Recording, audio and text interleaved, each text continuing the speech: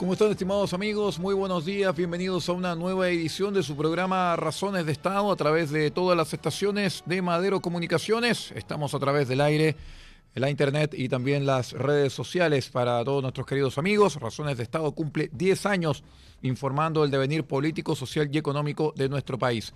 Damos la bienvenida de inmediato a quien hace el honor de presentar este comentario, el doctor en comunicaciones y cientista político, don Percival Madero. Y cuando ya estamos a martes 9 de junio y haciendo este programa y grabando este programa acá en la Exponor, una feria minera importantísima de Antofagasta, y habiendo recorrido una gran parte de esta exposición, de esta muestra de lo que somos y de lo que es nuestra minería en Chile, quiero hacer con ustedes otra reflexión, distinta a la que hacíamos ayer, en función de que tenemos que entender, yo creo que de una vez, lo que significa para nosotros la minería y si nuestro sistema institucional y político está entrenado y capacitado y está atento a saber si nosotros somos capaces, los chilenos y chilenas, de poder sostener un crecimiento minero que nos permita mejores condiciones de vida futuras. Sabemos que nuestra principal actividad de Chile es la minería, que no tenemos tantas riquezas en la agricultura o en la ganadería o en la pesca y en tantas otras actividades que hay, pero producimos en Chile dos sustancias vitales para el mundo, que es el cobre y el litio. También el hidrógeno verde y otras sustancias, pero también está el oro, el molibdeno, la plata, el cobre, el fierro, etcétera, etcétera, porque en eso tenemos una historia minera que nos enaltece, porque Chile es un país minero.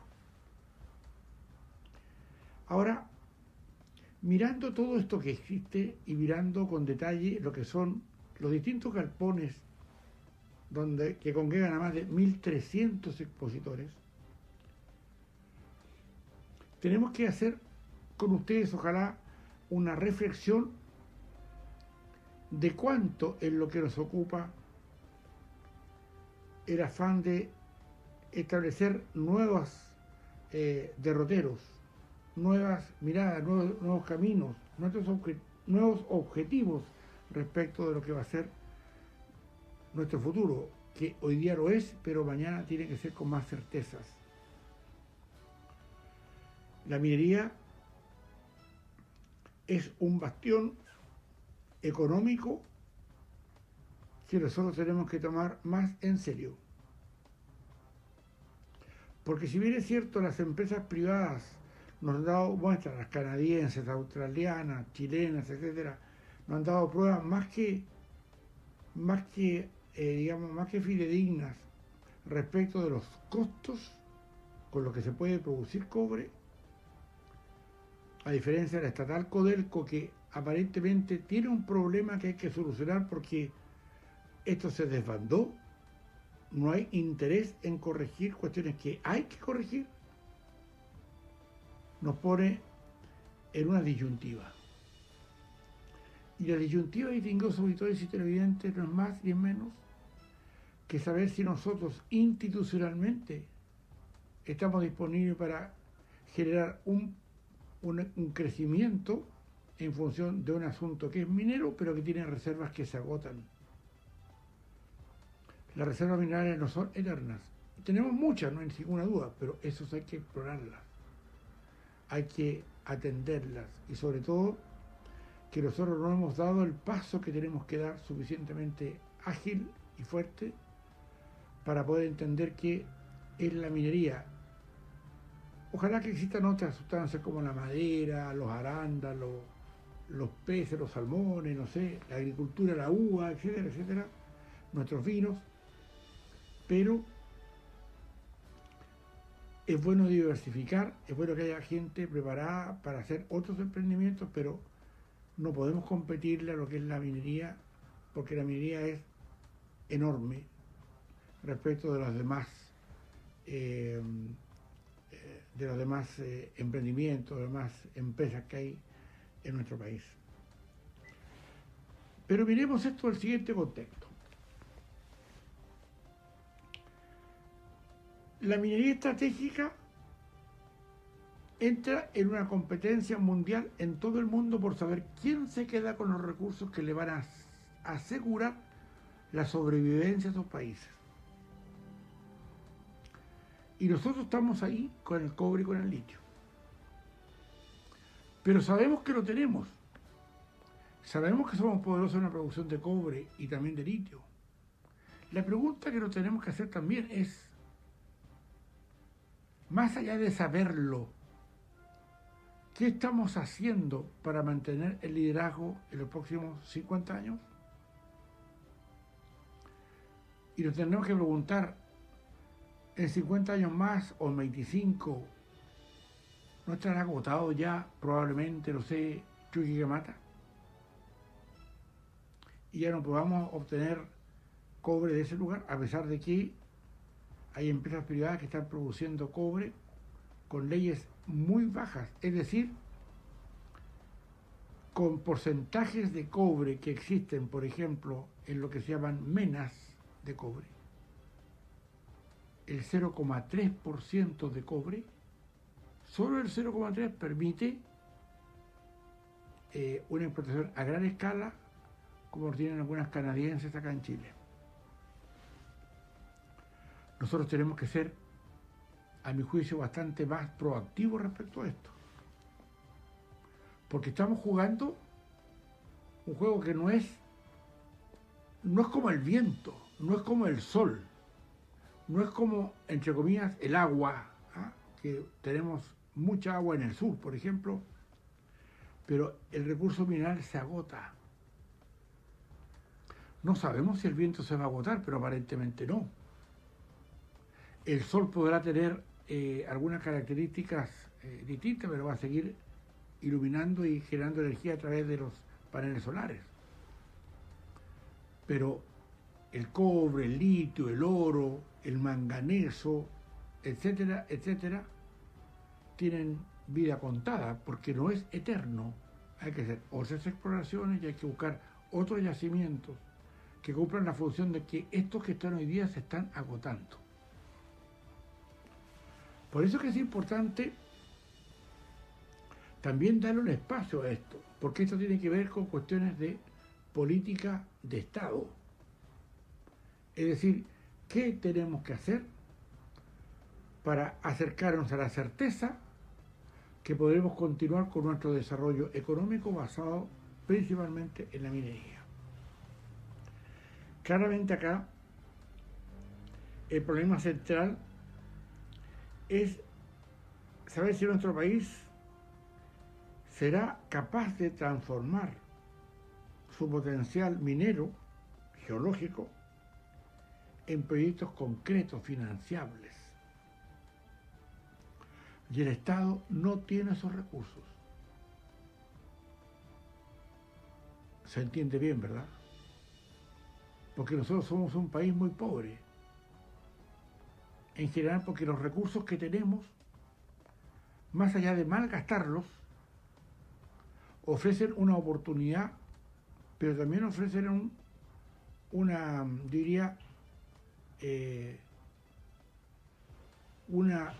mirada que apunta a que las cosas hoy, como las estamos haciendo mal. Y eso, querámonos o no, antes de la política es la economía. No fue primero la economía, o sea, no fue primero la política y después la economía. No, señor, nunca ha sido así. es primero la economía, después la política. Usted entenderá, como ejemplos que hemos puesto durante mucho tiempo, que quienes fueron capaces de controlar el fuego en la prehistoria de nuestro mundo, no se pusieron de acuerdo ni hicieron una asamblea para saber cómo manejaban el fuego. Aquí lo que hicieron fue controlarlo como herramienta de poder. Yo diría, no es que tengamos solo cobre y solo litio, solo nosotros, los chilenos y chilenas, nuestro país. Hay muchos más que lo tienen y que probablemente estén haciendo las cosas mejor que nosotros pensando en los próximos 50 años. Entonces, aquí tengo auditores y televidentes. Mientras Chile debate de los permisos, la permisología, otros países avanzan con mucha fuerza. Yo diría que incluso agresivamente frente a esto. Y nosotros, desgraciadamente, nuestras élites políticas están lejos de entender el problema, salvo honrosas excepciones. Mucha palabra, mucha vocería, pero en estricto rigor no se está haciendo lo que se debe para todos estos efectos. Australia agiliza los permisos y atrae capital minero. Canadá tiene una estructura muy sólida de financiamiento para las exploraciones. Tienen incluso unas empresas que se llaman empresas junior canadienses que cotizan en la Bolsa de Valores de Toronto, por ejemplo, las de Vancouver, donde el Estado de Canadá les asigna una tremenda importancia y le cobra bajísimos impuestos a esas actividades. Porque a Canadá lo que le interesa es que empresas canadienses privadas manejen lo que van a hacer los commodities, que se llaman commodities, ya que se llaman los minerales que le van a ser sensibles y absolutamente necesarios para las próximas generaciones de humanos. Estados Unidos impulsa muchos subsidios para la minería. China controla una gran parte de minerales críticos, porque esto es parte de una herramienta geopolítica de donde los recursos son vitales. Por eso cuando yo en estas horas me he paseado por la Exponor mirando tanto adelanto, tantas camiones inmensos, tantas grúas gigantescas, tanta tecnología, cuando veo a alemanes, cuando veo a chinos, cuando veo a hindúes, indios, cuando veo a japoneses ofreciendo lo que saben hacer para favorecer nuestra actividad minera, entendemos que es ahí donde está, yo diría, la tabla que salvará a Chile en las próximas décadas. Por eso se necesita otra mirada, porque la permisología nos afecta. Yo entiendo una vez más y yo respeto el tema ambiental, pero yo no pongo primero el medio ambiente y después la salud y la sobrevivencia humana. Y la sobrevivencia humana viene necesariamente de la acción, de gestión, de trabajo, donde esté primero la función del trabajo, sin despreciar lo ecológico, pero teniendo en consideración que si yo pongo primero la ecología, se cae todo el sistema económico del mundo. Y la ideología, la ecología es una herramienta ideológica para impedir que no se produzca. Muchos dirán que a lo mejor se me pasa la mano en esto, pero en definitiva, Lo que acá ocurre, distinguidos auditores y televidentes, que muchos colocan el factor medioambiental como vital para seguir creciendo. Y le cuento algo que seguramente le va a sorprender: ni China, ni Estados Unidos, los grandes poderes del mundo, respetan el medio ambiente. Pero hay otros que están en la mitad de la tabla, que nos exigen muchas cosas, no exigiéndoselo a los grandes, se le exigen a los medianos. ¿Para qué? Para que nuestros costos de producción sean más altos. Ahora bien, ¿cuándo aparecen los problemas? Cuando los procesos se multiplican, los permisos, ¿ya? Cuando las instituciones se contradicen, cuando uno dice una cosa, otro dice otra. Hagamos un paréntesis. Miren lo que está pasando con Dominga, todavía, el gran mineral de hierro de la cuarta región, en la comuna de La Higuera, en la cuarta región. O sea, es una situación que es para tomarse la cabeza a las manos, porque quienes entienden esto, por lo menos desde cada razón en Estado, sí lo hacemos con mucha solvencia, porque no le estamos mintiendo, le estamos diciendo cosas que son reales. Tenemos que mirar esto con otros ojos. Pero ¿quién tiene que mirarlo así? Uno dice, sus dirigentes. Yo digo, no. Los que tienen que mirar con otros ojos esto somos nosotros, los ciudadanos. Los que de repente nos mandan a votar. Y en esas votaciones cuando tenemos que tener claro a quiénes vamos a elegir. Porque esto es serio. Esto no es chacota. Ahora bien, tenemos un tema que es Codelco, al que siempre hay que ponerle mano porque no está produciendo lo que el país requiere. Los costos de producción de ellos han subido notoriamente. Tienen una deuda de más de 25.000 millones de dólares. Y hoy día tienen problemas serios con la estructura, porque hay un problema hay un envejecimiento de los yacimientos como Chuquicamata, el Teniente, La Andina, El Salvador, por ejemplo, y tantos más. Ha bajado la ley del mineral. Ya no es como hace 30, 40, 50 años atrás. Por eso que esto se agota. Y finalmente se van a quedar en algunos años más absolutamente abandonados, porque ya económicamente no va a ser razonable seguir explotándolo. Hay costos cada vez más crecientes.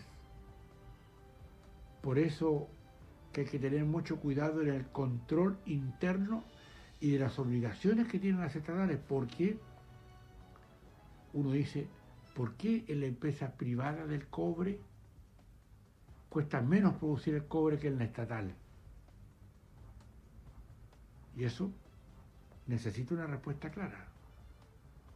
Y hoy día solo podemos decirla porque como Codelco es una empresa, aunque es una empresa autónoma, pero que es del Estado en definitiva, no se aplican los rigores que se aplican en las empresas privadas. Y creo que sería una muy buena costumbre empezar a hacerlo. Ahora bien, hay un efecto simbólico en el tema de Codelco, porque Codelco para el mundo es el termómetro de la minería chilena. Claramente es una empresa enorme, que hay que volverla a su cauce, hay que volverla a la responsabilidad que se tiene o que se busca para que obtenga mejores resultados. Y parece que eso se puso más laxo de lo que siempre fue. Porque incluso se inventan producciones que no tienen para regalarse o autoasignarse bonos, que obviamente no quieren devolver. Ahora bien, aquí, distinguidos auditores y televidentes, lo que a mi juicio cabe es que cuando observamos esta Exponor acá en Antofagasta, claramente asumimos que hay muchas cosas que podemos hacer. Aquí la vitrina que muestra Chile al mundo es muy potente. Nosotros asistimos yo personalmente a varias, ferias mineras.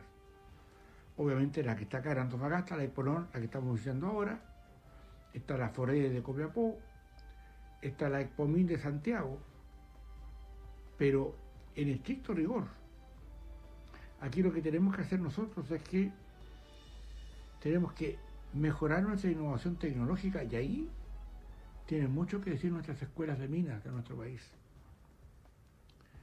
Hay que ver la capacidad que tienen los proveedores para aquello.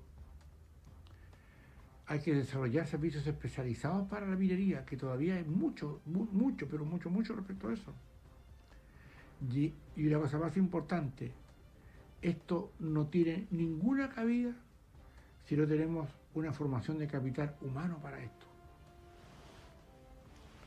Entonces, es ahí cuando yo me puedo emplazar ya a las escuelas de minas de nuestro país, particularmente la escuela de minas donde yo me formé. Yo soy ingeniero de la Universidad de Atacama, más bien, que más me gusta decir la escuela de minas de Copiapó, porque la escuela de minas de Copiapó, esas se formaron los otros aleros universitarios.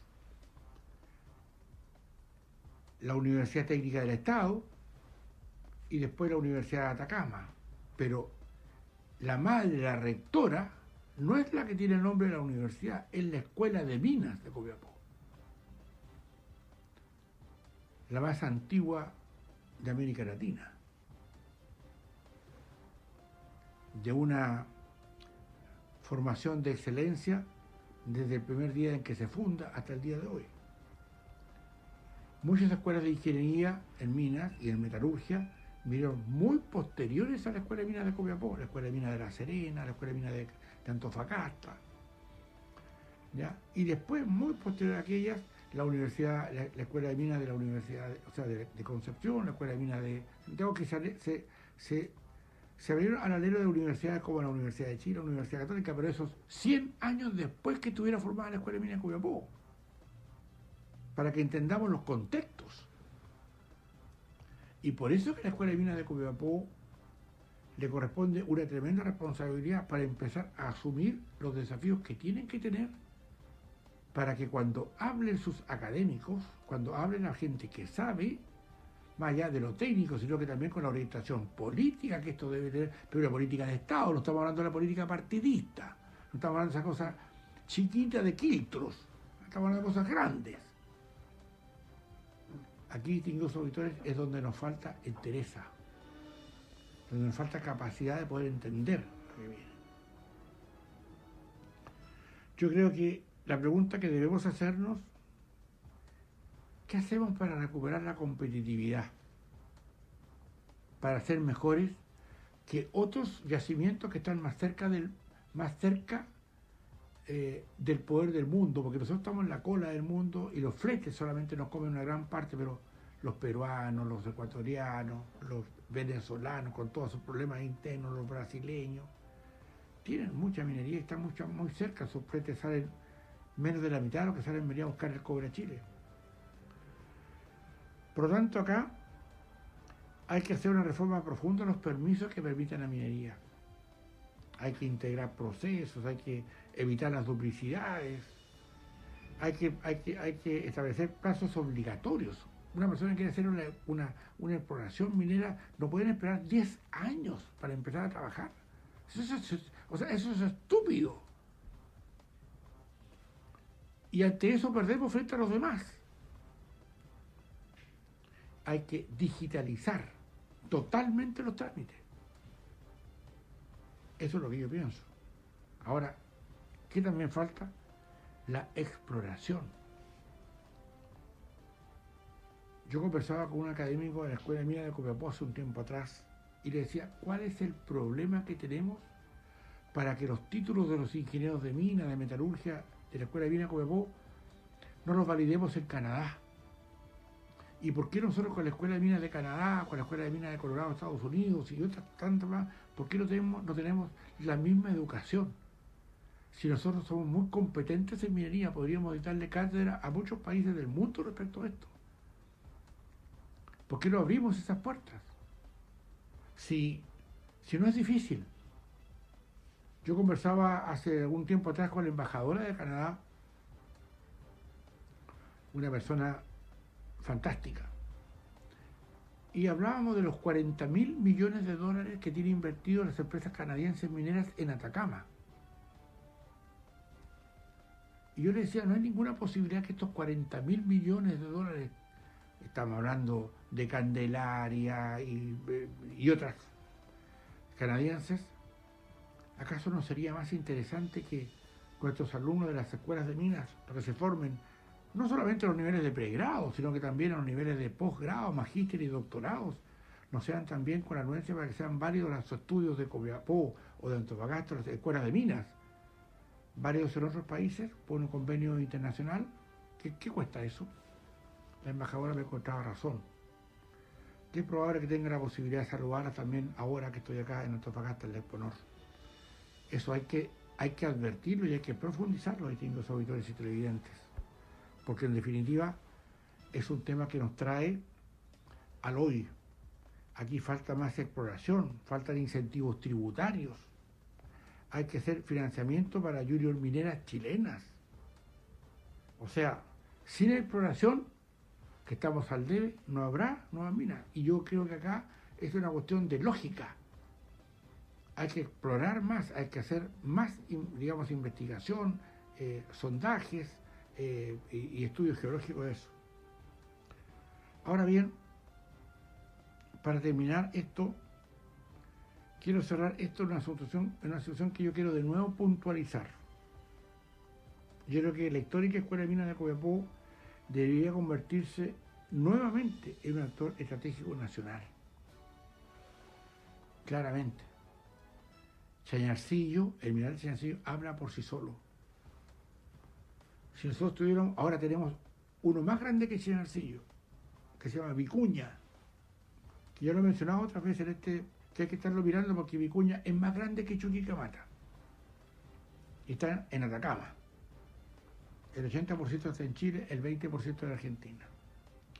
Creo que hay que hacer acá, hay que hacer más que Atacama tiene algo que pocos territorios poseen.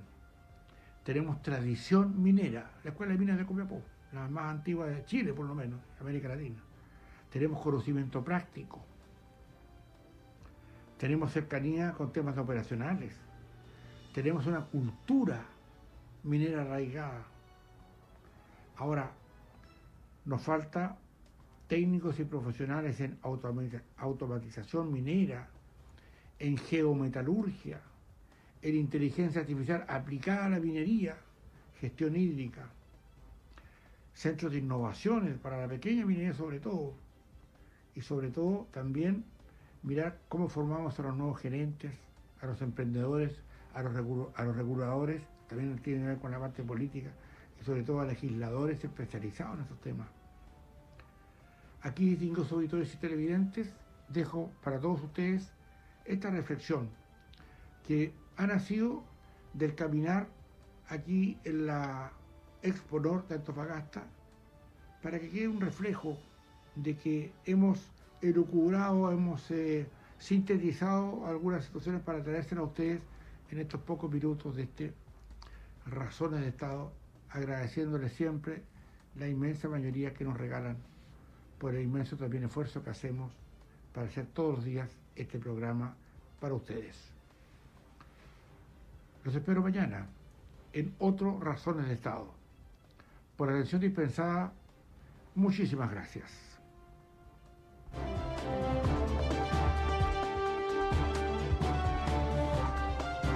Ahí escuchábamos al doctor en comunicaciones y cientista político, don Percio Balmadero, en esta nueva edición de Razones de Estado. Recuerde, 10 años comentando el devenir político, económico y social de nuestro país a través de la radio, la televisión y las redes sociales. Siga usted en la sintonía de Madero Comunicaciones.